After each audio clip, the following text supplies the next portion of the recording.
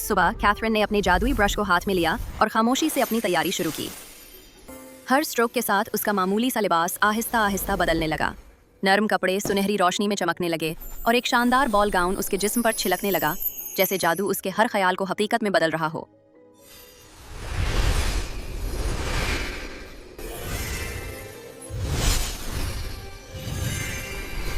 Catherine ने अपने लंबे सुनहरी बालों को एहतियात से संभाला, उन्हें खूबसूरत झोलों में लपेटा और नरम झिलमिलाते हीर एडवर्मेंट से सजा लिया। रूबी और पीनी हैरत और खुशी से उसके हर लम्हे को देख रहे थे।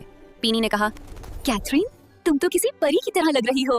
तुम्हारी रोशनी में कुछ खास जादू है। रूबी ने खुशी से ताली बजाई, मगर अचानक कैथरीन की तैयारी से खारिज होने वाली जादुई रोशनी ने मीनार के कोने तक पहुंचना शुरू कर दिया और गोसल की नजर फौरन उस पर पड़ गई।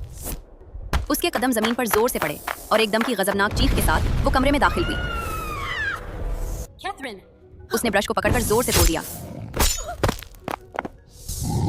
जो कैदी झूठे दिल का है, वो कभी नहीं भाग सकता। और अपने जादू के जरिए मीनार पर एक जादुई हल्का बना दिया। जब उसका जादू मुकम्मल हुआ, गोसल ने अपने काले लिबादे के साथ बुलंद होकर झाड़ू की तरह की ब्रूम पर सवार हुई। हवा में उड़ती हुई मीनार के ऊपर से गुजरने लगी।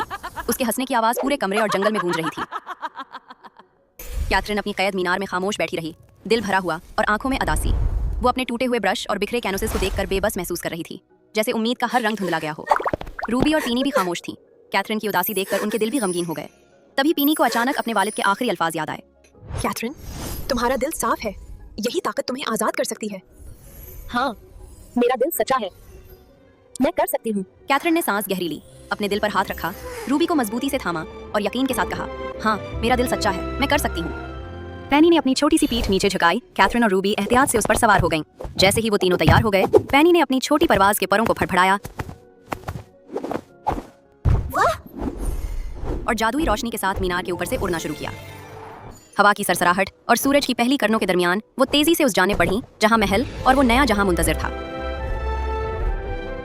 रूबी और पैनी के साथ वो एक लम्हे के लिए महसूस करती है कि अब कोई जादू, कोई दीवार और कोई खौफ उसे रोक नहीं सकता। महल रोशनियों से जगमगा रहा था। शहजादा एडवर्ड अपने मेहमानों को खुशामदीद कह रहा था, मगर उसके दिल में खला था। अभी भी कुछ कमी है।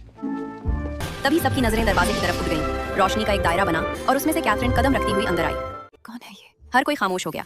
उसका लिबास चांदनी सा चमक रहा था, बाल सुनहरे, आंखों में सितारों जैसी चमक।